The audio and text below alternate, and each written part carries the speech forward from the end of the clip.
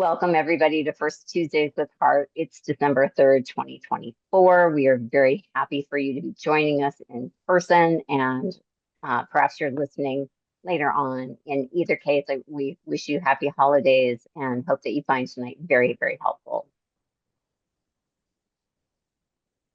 So we just want to go over this real quick. HEART stands for Healing, Empowering, and Rebuilding Together. We're a peer support program for anyone impacted by any mass violence incident. I wanted to quickly introduce the HEART team. Alice, who was just talking, is a licensed professional counselor and also a certified professional coach.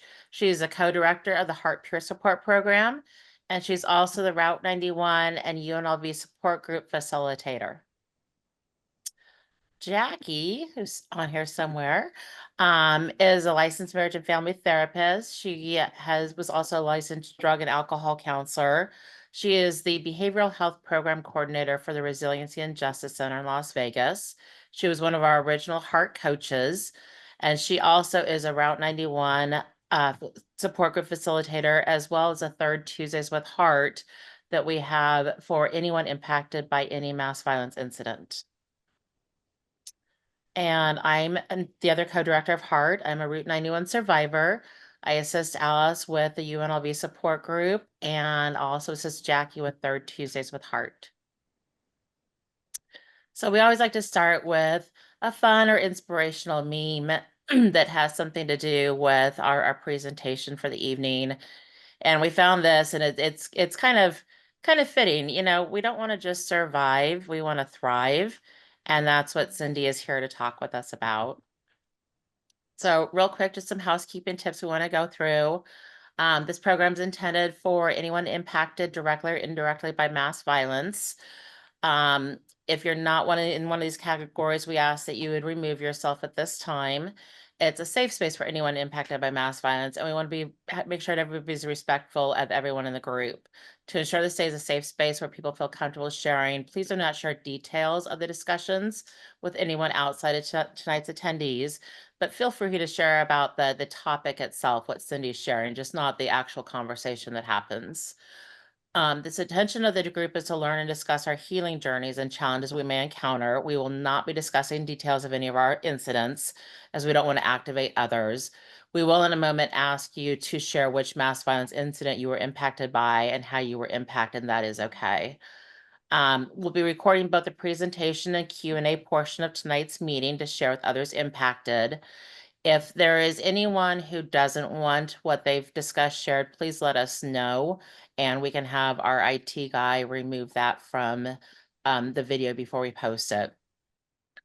If at all possible, we ask that you raise your hand, which is located under the reactions in the Zoom toolbar, and wait to be called on to speak, so that there's not people trying to speak over each other.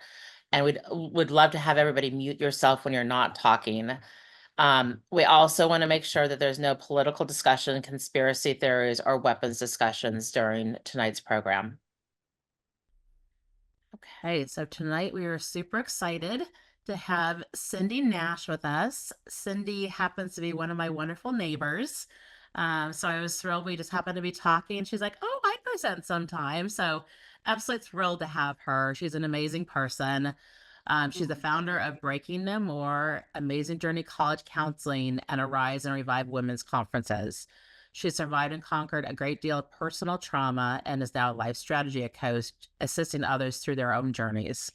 Through Breaking No More, Cynthia offers sage wisdom and valuable strategies for navigating relationships, situations, and personal mindset regarding trauma, how we choose to deal with it throughout our life, and releasing its grip on our future. Cynthia believes that empowerment, communication, and connection are the three keys necessary to move forward and thrive after trauma. She's with us tonight to share her insights and strategies for thriving through the holidays and with life. So I'm going to stop sharing and turn it over to Cindy. Hi, everyone. I'm so honored to be here. It's such a privilege. And Jill is an amazing neighbor, in case you don't know that. So it's amazing what happens when you're standing at a back fence, petting the horses, giving them carrots. We have horses that live behind us. They're our therapy animals, I think. So I'm going to just jump right into this. Does anyone have any questions about me? before I jump into my presentation? Any questions? I will share with you that I'm a college admissions and financial aid coach in addition to my other work and a business coach. So in my business coaching, I am the breakthrough coach. So that is why I feel honored to be able to speak to you guys about choosing, choices that we all make from the inside out on a daily basis. And I know from my own personal traumas that it's a choice I have to make every day. And so that is what I really want to share with you in the lens, especially as we head into the Christmas season. We know that in and of itself is a trigger for all of us in certain one ways or another. Before Thanksgiving, I was a disaster, but it's like it was a cathartic thing that I had to go through, and now I'm ready. But that's kind of what I want to share with you all tonight. So I'm going to share this presentation. If you have something you want to talk about or say as I go through my presentation, say it. I might not see that you're raising your hand or something because I'm sharing my screen. I have two screens up, so that's why I'm looking slightly to my left. So let's get going. All right. So my mantra is breaking no more, because I feel like if we can just change, we're usually off by 15 degrees, I have found. So if we can change our thought process by like 15 degrees, maybe we don't have to be breaking all the time.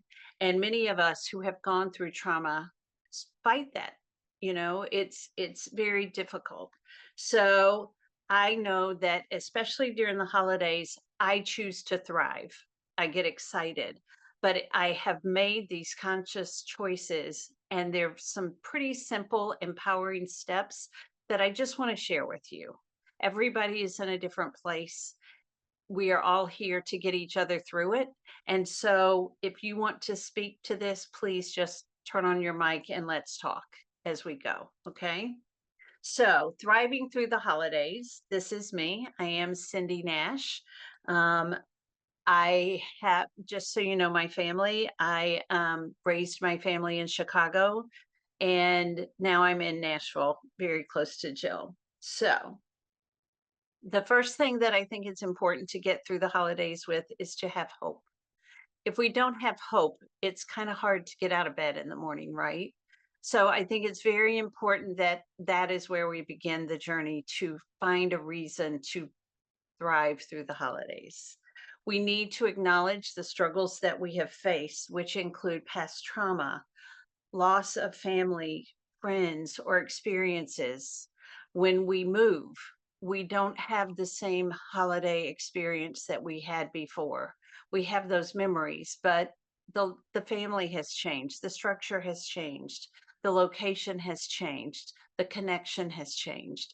And so that in and of itself is a huge loss. We've had people that have left this world, and that also is a huge loss.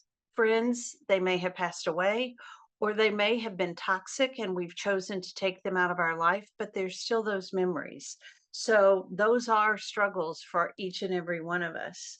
Additionally, we have feelings of anger, frustration, bitterness, hate, loneliness, lack, overwhelm, and exhaustion. And they can derail any positive thoughts that we are trying to maintain, right?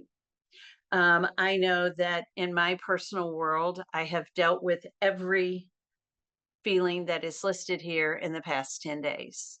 There were many great Thanksgiving memories I had. There are many amazing Christmas memories I had of my family. I raised them on the North Shore of Chicago, but I still have some anger about that and some frustration. And to be truthful, I do have some bitterness on some of the topics around that.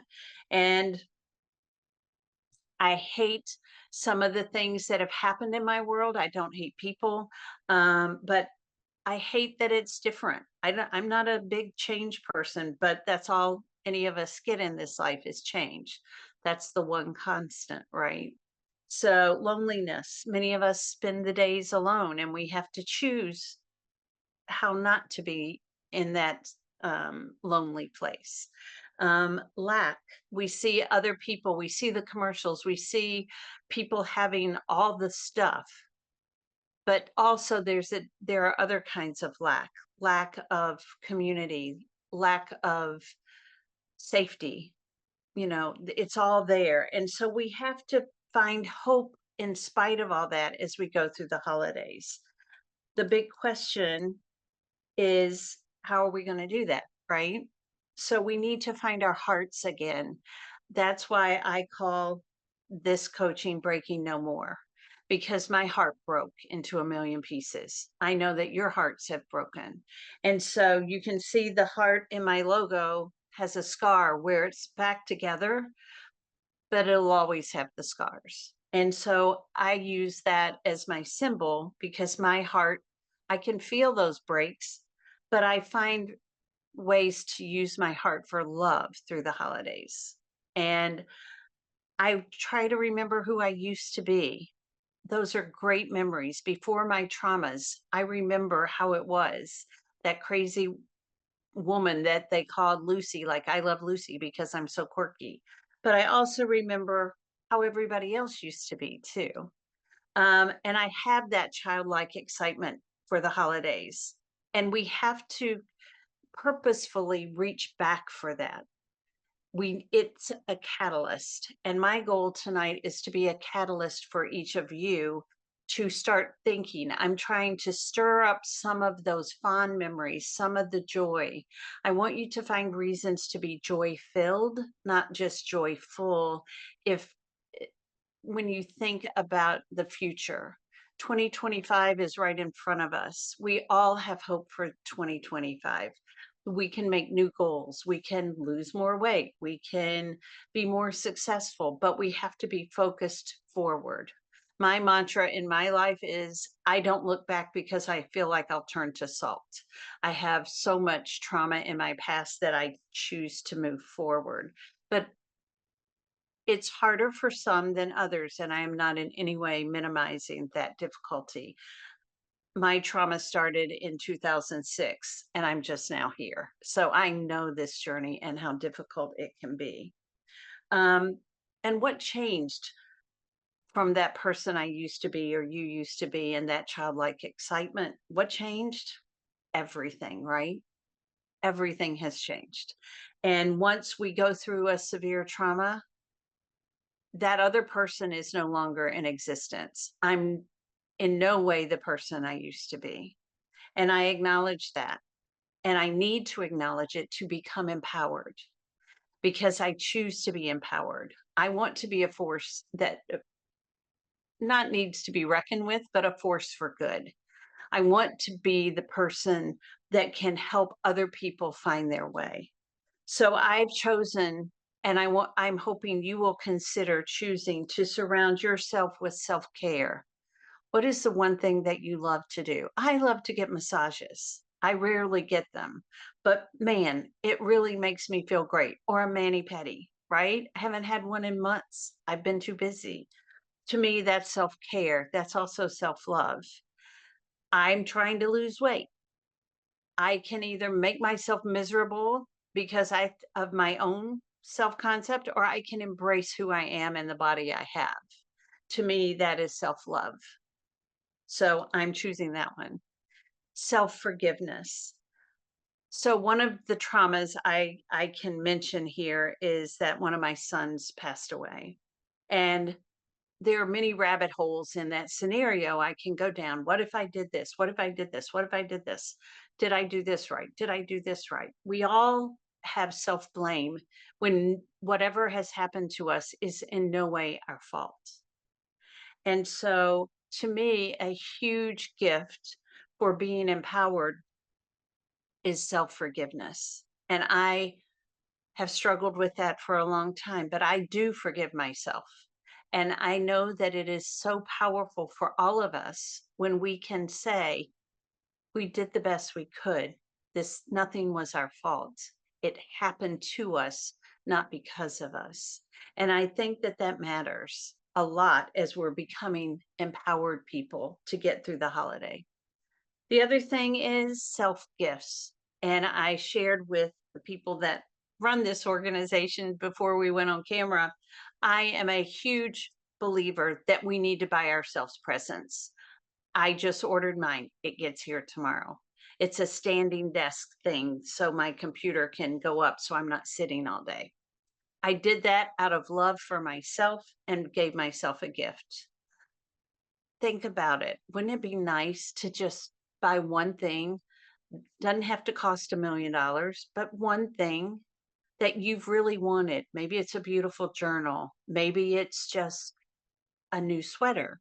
Whatever it is, treat yourself. You are worthy of a gift from yourself to you. Put it under the tree. Nobody will know where it came from but you, and open it on Christmas morning. I'll tell you, through my tough years, I didn't buy one gift, I bought 5. And it made a big difference Christmas morning. And the kids would look at me and my husband would look at me and be like, "Where'd that come from?" I said, "Well, I gave them to myself." And, they laughed, but to me, it meant a lot. I think it's important, you guys, treat yourselves. Um, I think the other thing that's very important is for us to thrive through the holidays, we have to get a plan. Anybody in this room have a plan on how to get through the holidays yet? I have a plan for like every day. I know what we're doing Christmas Eve. I know what will happen Christmas Day. And the reason I have the plan, it's not that I'm being a control freak. It's that it gives me, when you're walking down the stairs and you need the banister. I do because I fall. I had a head injury. It gives me road maps or road signs that I can hold on to as I navigate those days that are difficult for me because all those memories come flooding back. So if I have my plan in place, I like a lot of people around me, then I don't think the same way. I just had 20 people for Thanksgiving dinner. Part of that is very purposeful in that it keeps me busy so I don't ruminate on what I don't want to think about. I don't take myself down. I don't fall into a gully emotionally thinking of all the past things. And that's why that plan is important. It empowers us. It's a catalyst for joy. And it's important that we find joy to get us through these days. I focus on my grandchildren. My husband and I, between us, we've got 13. That's a lot to think about. But I can't think about necessarily my own children because we've all been through a lot. So I have my plan in place. It is mapped out. And I think it's a huge win if you can start mapping out your days for December through New Year's. And then you can think about your goals for 25. You have to make different choices. One thing I say in my business coaching is you need to talk to the person in the mirror. You need to get out of your head and get out of your own way. And I used to say, I will help you over your hurdles. But now I try to move the hurdles off the track so you can run your race. Sometimes people put the hurdles back on the track. And so that gets back to the plan. Plan ways not to self-sabotage during these next 3 weeks. Think of ways that you can do something simple when you wake up in the morning. I mentally sort of have my own elf on the shelf that's for little kids, but I think of something fun every day. I try to add humor. I'm a little quirky. I was just sharing that Alexa turns on all the lights in our house. Every one of them has a different name. That is purposeful. That is to give humor to me in my day. I don't think anybody else has Millie and Lucy and Fred and Wilma as their lights in their house. But my husband and I find joy in that. And when we're having a tough time, I can say, turn on Lucy and Ricky, and it kind of breaks the tension and gives me a different focus. We need to give up our self-pity, and I don't mean that in a harsh way. We all have it. And we have to choose not to be a victim. We have to decide enough, and that the incidents that we have survived are going to matter to our future in a positive way. We will use them to be empowered, to have heart, and to create a plan for our future. That is choosing to be victorious over a tragedy. And it's a difficult choice. And again, as I've told you, it's a choice I have to make every day. I can focus on what I've been through, or I can try to focus on those other things. And that's the plan. I want to make a difference in the lives of others. That is the other part of what I've been through being a catalyst. I was at my son's funeral, and a woman walked up in that moment, which I thought was not tasteful, and said, "You will help so many people when they lose their children." Well, guess what? I'm not helping anyone with that. I can't. We all have our limitations. But I do work hard to make my life matter in a positive way and make a difference to others. We can do that because we're here, right? And I've lost a lot. And so I've decided that through that energy, I will work with charities. I get my family to join in. I will invite others to join in whatever the project is with me. I want community around me. I don't like being alone much. And so I want posse. Okay. I want to have people with me who are excited, who I can draw in when I cook. I want people to cook with me. I want laughter. I want joy. Sometimes they don't notice that I'm the only one not smiling, but at least I can hear the laughter. And I am trying to stick to the plan.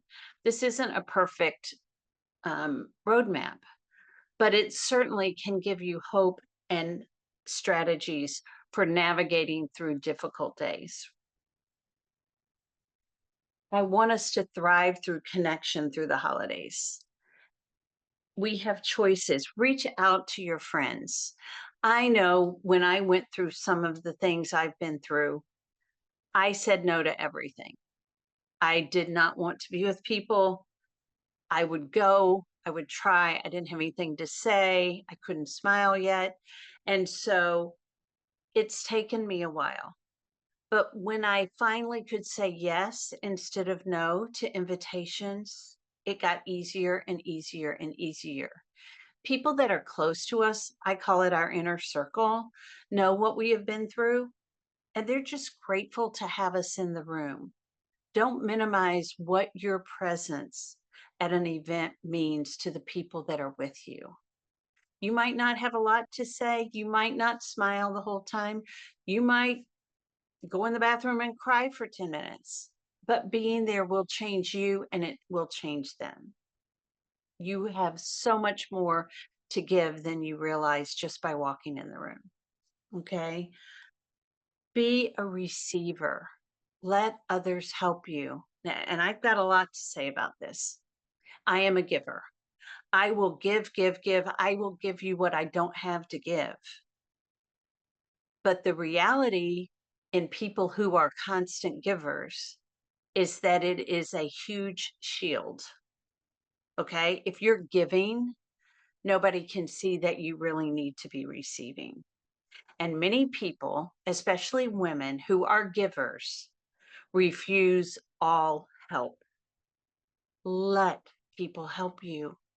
If they say, "Can I bring you dinner?" say, "Sure." Don't say no. Can I share this, Jill? Jill is my neighbor. She lives a couple of doors down. She was not feeling great on Thanksgiving. I said, "Can I bring down dinner?" I had 20 people at my house for dinner. And I said, "Can I just make you a plate and bring it down?" My husband loves Jill. And he said, "Absolutely, let's take her dinner." So we made all these plates of food. And because Jill said yes, I am telling you, I never thought she would say yes because she's a giver. And it was so nice to hear yes, because it blessed her, but it really blessed me so much more to be able to help her. Had I been in bed sick and she cooked dinner and said, "Can I bring dinner?" I have learned to say yes. No is such a tough word. In some ways, it's very powerful when you're being asked to do more than you can do, like be on the 15th committee at your kid's school. No is a wonderful word in that situation and circumstance. But saying no when people want to give and help you, it is harmful to you and it's harmful to your friendships. And you're saying no to protect yourself, you think, and you don't want to be beholden to anyone. But the reality is, it is a gift to both of you if you can say yes and let someone bring you dinner. Let someone come over just for an hour. You can say, I'm not up for a long visit, but sure, come on over and see what happens. You never know how those small interactions are going to change things. And I have found in the moments of my trauma that when those people aren't there saying, "Can I? Will you let me? Please, can I come?" The silence is deafening and it is harmful. And I have written people, I wrote my mother's whole family out of my life because their silence when my son died was deafening. And if people walk out of your life at that unique time, it's hard to let them back in. But when they finally come back and they say, "Can we?" I have chosen to say yes because they're family and I need them. And it's having the bigger heart, right? So I just want you to ponder that when you're talking to that person in the mirror. I think if you can become a receiver as much as you give to so many others, it will be life altering for you both. And again, self forgiveness. Please forgive yourselves. It is the greatest gift. I work every day on forgiving myself. And ironically, this morning I did a study on grief, and it was about forgiving yourself because it's about trusting what has happened and not understanding why it happened, but knowing that, again, it can be a catalyst to change the future. What I do in my college admissions work, I work with many first generation socioeconomically challenged, sometimes homeless students. The outcomes that happen as a result of that changes the future of those families for generations to come. Some of us, the events we've been in, change the future of our family for generations to come. And I, through my plan, through my connection, through my heart, have made the choice to change other people's lives because I want it to matter that what I went through can be a helper to others. And I hope this is making sense to you guys. The last thing pretty much is to reignite your purpose. I would guess that before the events that have been so traumatic to each of us, we had a purpose. We had that hidden dream. We had that thing we wanted to achieve in our lives. We had that aspiration, that audacious goal, that big, we in public speaking, we call it BHAG, your big, hairy, audacious goal. I want you to find it again. Reignite that purpose. We all have one. And that purpose and working towards it is what really changes our future. So find it again. I feel like sometimes it's like if you lost your marbles, they literally rolled out all over the floor. And when you find them and you find that special one, there's such joy in your heart. That is what reigniting your purpose does too. It's like your heart has been broken and it's the vision that I have had for years is that my heart got encased in like a black shell. And as I started finding my purpose and finding ways to help other people, little flecks would fly off and light would start shining through. And as I did more and more and more and more, a little more would break off. And now my heart shines, and it shines through my eyes. You can see my heart through my eyes. And when I look at someone, I look at their heart. I can see their heart. And so it is through reigniting our purpose that that breaking off of the shell can start happening. So let yourself remember the good times. Find something to be joyful about or joy filled about every day. If not, get an Amazon Alexa bulb, name it, stick it in a lamp, and tell her to turn it on. That'll at least give you a laugh, right? But I really want you to understand you're not alone. I have been through not your journey, but I have been through some very difficult journeys. I am here. We are all here to support you. This organization is incredible. I know Jill to be an amazing human being from the first moment I met her. We care in ways you just don't even, there's no way for me to put into words how much we care about what you've been through, where you're going, and how to help you get there. Okay. And so reach out. Do not suffer in silence. We've already done that enough. And let us help you find solutions. Everyone in this room is here for that. So are there any questions? Anyone have any questions, thoughts, reflections on any of this? If you want to reach out to me, I do have a free gift. If you send me an email, my email is breakingnomore@gmail.com. It's just a little 10 tips to thrive through the holidays kind of sheet you can put in your purse or something that might help. I hope it will help you. My faith has gotten me through more than anything, and that's what I have had to cling to. So I hope this has helped. I hope this has helped each of you. And are there any thoughts, questions, comments? I don't know. I just have a I'm gonna hard time stop sharing. remembering the good times. You know, it just makes me so sad. Right. And I want to be positive, but, you know, the memories of mom, the memories of my once whole family, Right. it's not something that brings joy at this point. Right. And right.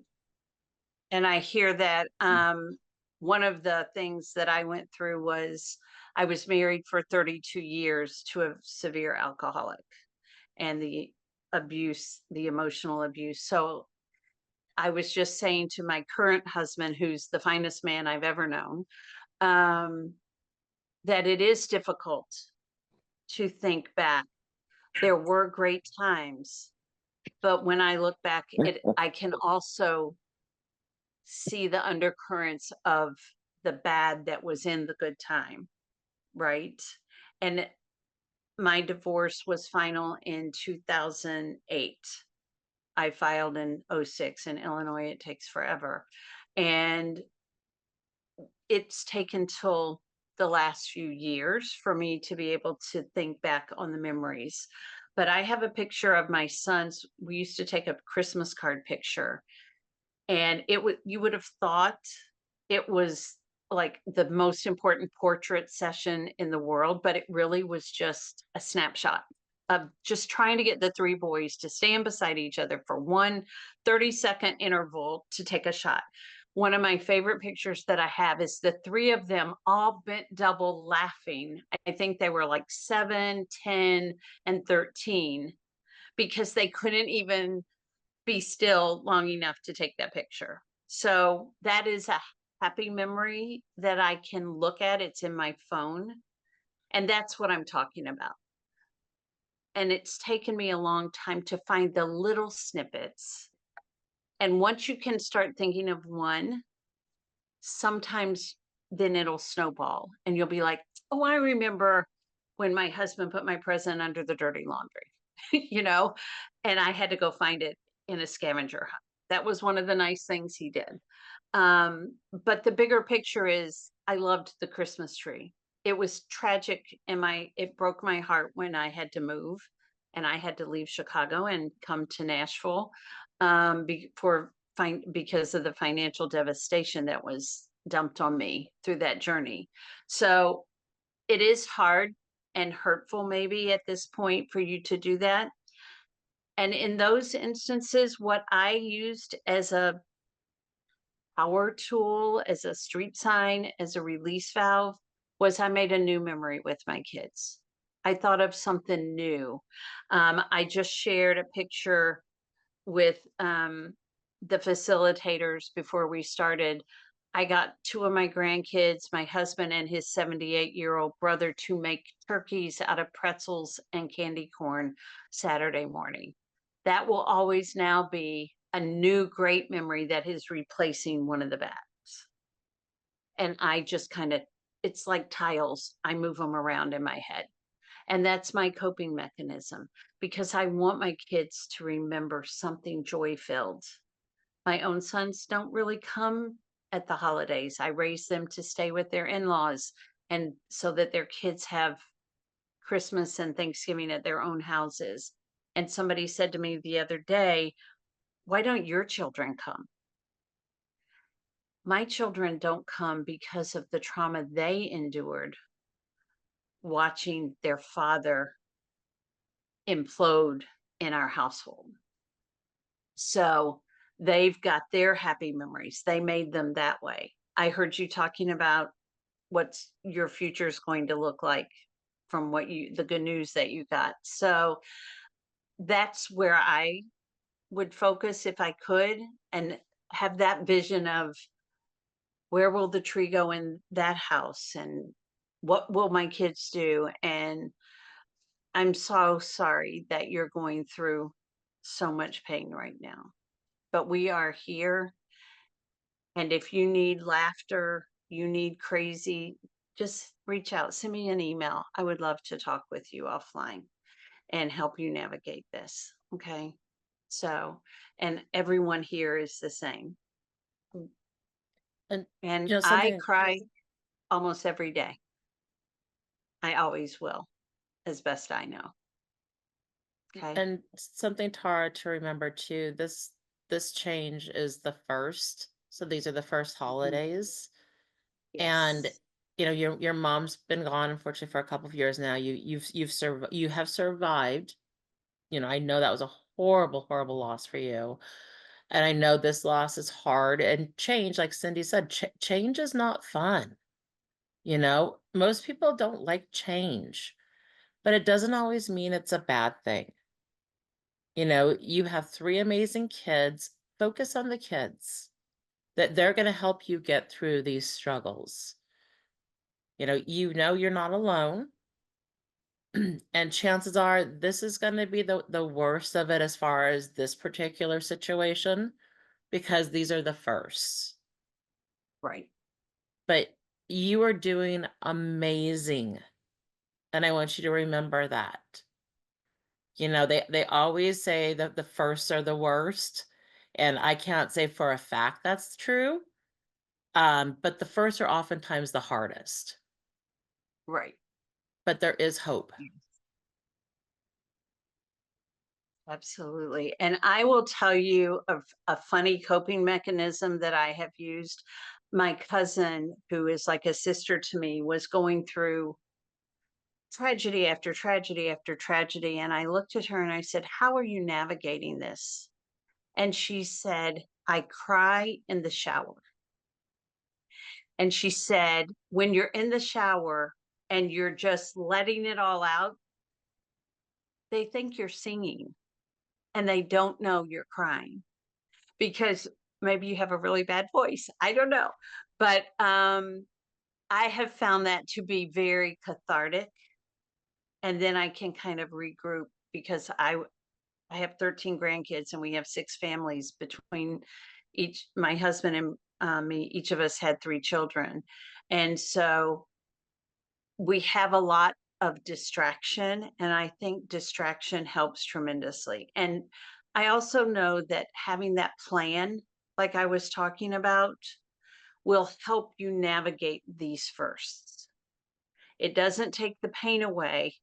It just gives you a signpost each day.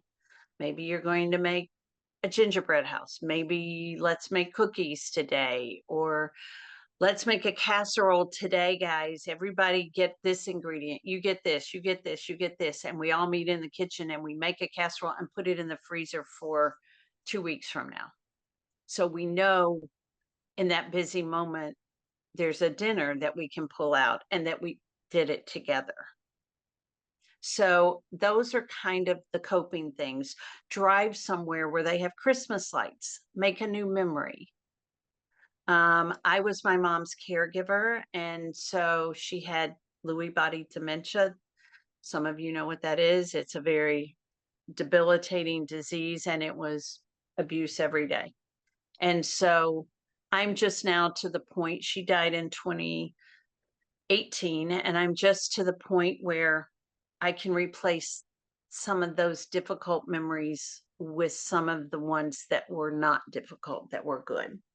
And it's, everything that we go through has a journey, and overcoming grief is not something that happens. We don't overcome the loss of anyone. We get through the loss of someone.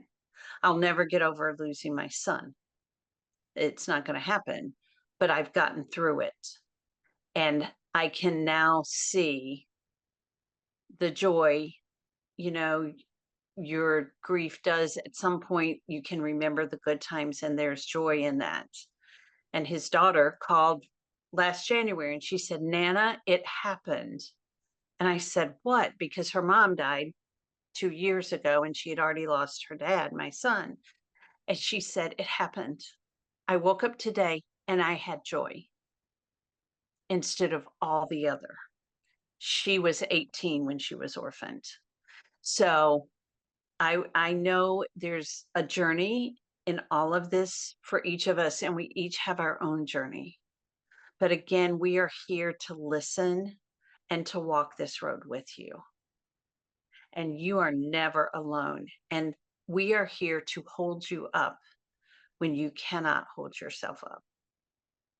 And through our plan and through empowering you through some of these strategies and through using your heart, it's okay to cry. It's okay to cry in the middle of the grocery store. It's okay to cry at work. It is okay to cry wherever you need to cry. Grief blindsides us, and there's not a thing we can do about it except let it out. I was watching something with my husband earlier today, and I was just sobbing my guts out. He doesn't even ask why anymore. He knows that it's just a moment. And my son's name was Charlie. We have Charlie days where I just tell anyone around, it's a Charlie day, just give me some space. And they do, because they love me that much and we love you that much. So let us know what you need. So thank you so much for letting me do this tonight. It's my honor and privilege. And if I can help any of you, send me an email. I'd love to connect with you. Okay. So Okay. Cindy, I really like what you said about having the plan. I know since Route, I've really felt the strong need for structure in my life. Mhm. And I thought I had it, but my life is so much different now. And I kind of feel like I don't know what I'm doing from day to day. So to actually come up with a plan that's going to get me through, at least through Christmas, I really like that idea. Let me see if I can get my camera on my plan. So that's my giant whiteboard. And we'll see if it'll go back now. I put a lot of my plans on there. I have a planner that I make my lists on, but I also have activities planned Like, I know Christmas Eve what we're doing. There's a tradition from my former family that I insist on doing with my new family. It's not new. We've been married almost 12 years, but it's an important part of my plan for the holidays. Christmas, I cook the same meal that I just cooked for Thanksgiving. That's part of my plan. It keeps me going that day. And we have to be 3 different places because I would rather be in my old house with my own kids coming and those grandkids, but that's not going to happen. So I've chosen to make lemonade out of my lemons. It's doesn't mean I don't sing in the shower that morning. But that's also part of my plan, and it's my release valve. We have to have it, you guys, or we explode inside, I think.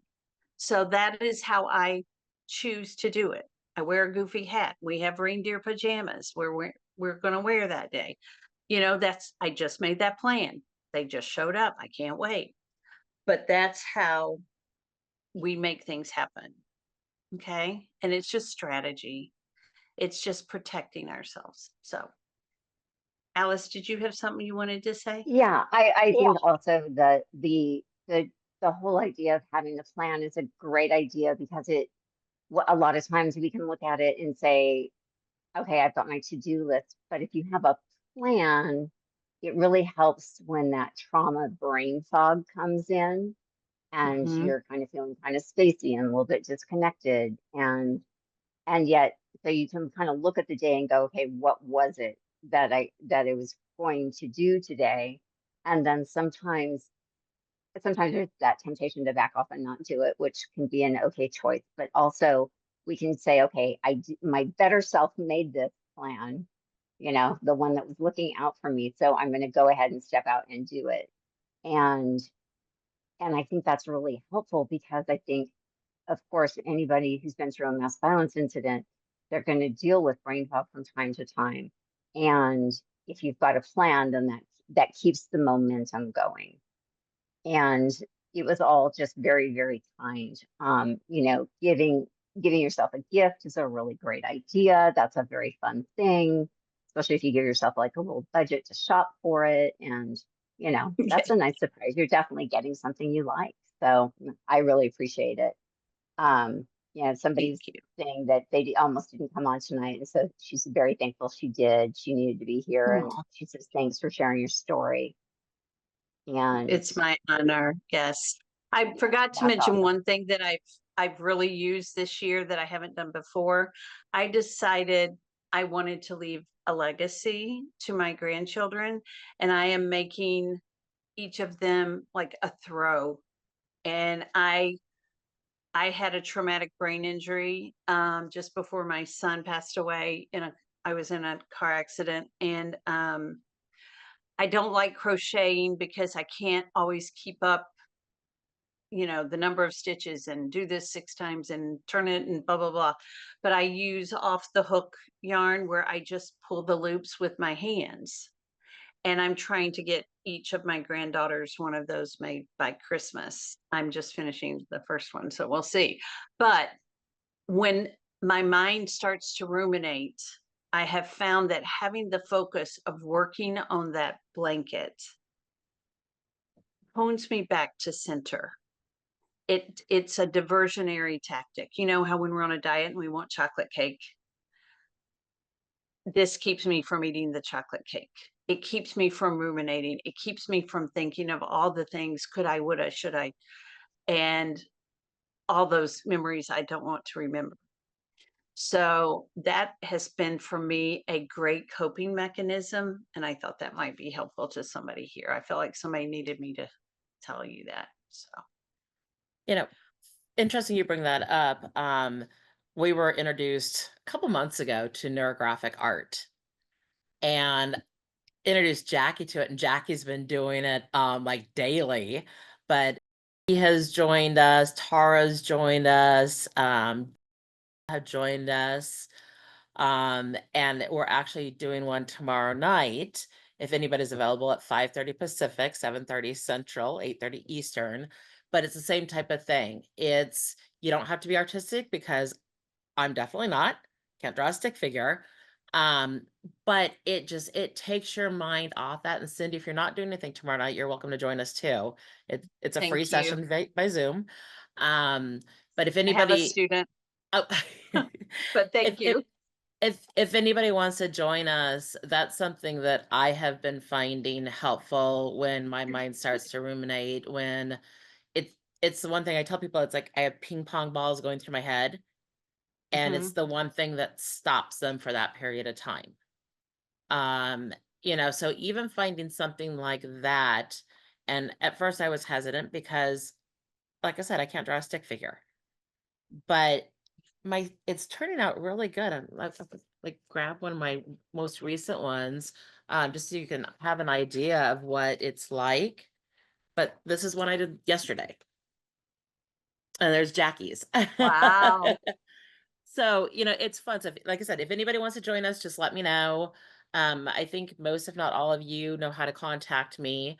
So please feel free. I can send you the calendar invite to it. But and this right here, like Cindy, like you were saying, I mean, not an expensive way to occupy your mind. This, you need paper and you need a Sharpie and something to Thanks. color in. It's very low cost, so it doesn't have to be something extravagant to do. And this is a form of self-care. But for That's Jill and I important. have a addiction to sharing which media we're using. What link are those markers? What you use? I mean, it's an addiction. But and Cindy, I did put it in the chat real quick that what you were talking about making new memories in sort of the trauma PTSD world of research, we call that a corrective experience.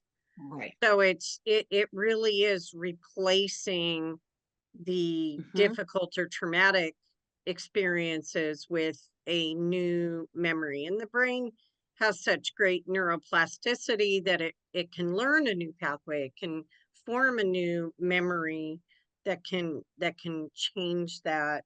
And it's interesting too that you're talking about rumination, and I know Alice will know we do some training in helping trauma responders with our own self-care, because we can develop secondary trauma and burnout in our field. And rumination is something that is quite a problem and can be challenging, particularly for those of us that mentally take our work home with us, so to speak, in our head. Right.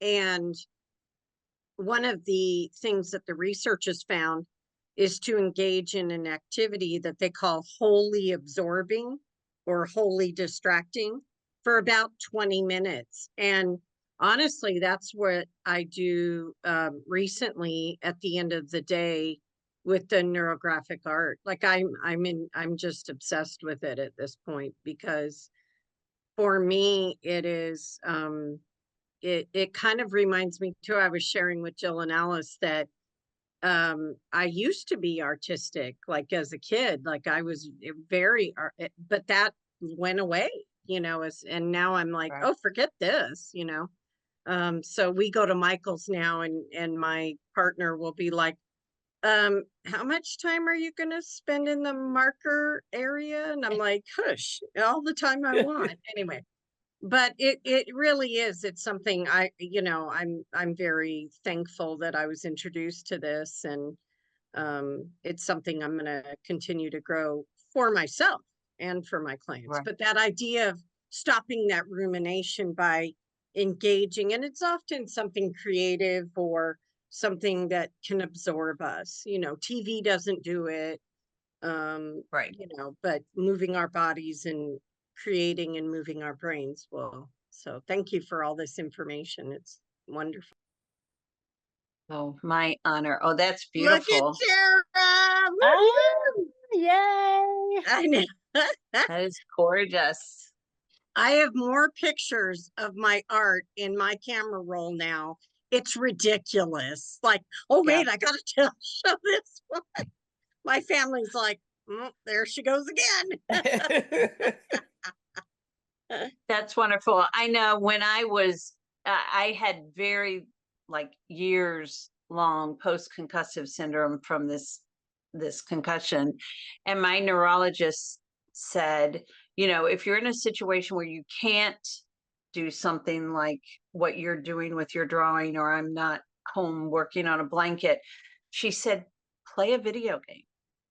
Just focus in on it. And sometimes if I think too much in the daytime, my brain wakes me up at 2 a.m. And she said, play a video game. I know this is counterintuitive. Everybody says, don't get on a media, don't look at your phone, don't in the middle of the night. But if I do that for like 20 minutes, it just brings it back to center so that I can go back to sleep. And we all have to learn what coping skills will work for ourselves. My father was a brilliant artist. That Shiprock that he painted. And I'm like Jill, I can't draw a stick figure. But when I was a little girl, I had some neurological things that ADHD kind of things. And he would say, here, and he would just take a pen and make a design, and it had all those compartments, and he would say, fill them in. And so I think that's the same thing or similar. And so I wish I still had that sketchbook with those in it, and we did it all in black and white. I mean, we used pencil, which is a whole different medium. So it's brilliant that you guys are using that. I love it. So, but thank you so much. I'm so honored to have gotten to meet you and be with you tonight. Oh, we really appreciate you joining us. So I just wanted to remind everybody that the integrative services programs offered through the Resiliency and Justice Center are available to anyone impacted by any mass violence incident. They include the Heart Peer Support. Tonight's First Tuesdays with Heart. 2 weeks from tonight, we'll have Third Tuesdays with Heart, continuing the conversation, where we kind of start talking about tonight's topic and then go into what anybody else wants to talk about. There is meditation and mindfulness, trauma recovery yoga, art therapy, and equine therapy demonstrations. The only thing that is not virtual is the equine therapy demonstrations. But if you happen to be in Vegas and they're doing one of the demonstrations, you're more than welcome to join in on that. The rest of this is all virtual, so you can join from anywhere. For more information or to register, please go to the resiliencyanddusticecenter.org/calendar. And this is just a brief look of what this month's calendar looks like.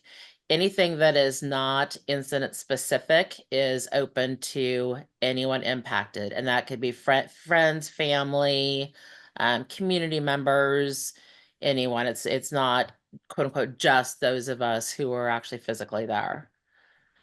We want to remind you that there's all sorts of additional support. If you would like to be paired with a heart mentor, go ahead and go to resiliencyanddjustice.org/heart. The disaster distress helpline is 24/7. They have crisis counselors. You do not have to be in immediate crisis to call. It could be you're feeling lonely, you're having problems sleeping. This was actually created for people impacted by natural and man-made disasters. The National Mass Violence Center is another great resource for us. They have a virtual resiliency center with lots and lots and lots of resources as well. Survivors in Solidarity and the Rebels Projects are Facebook support groups.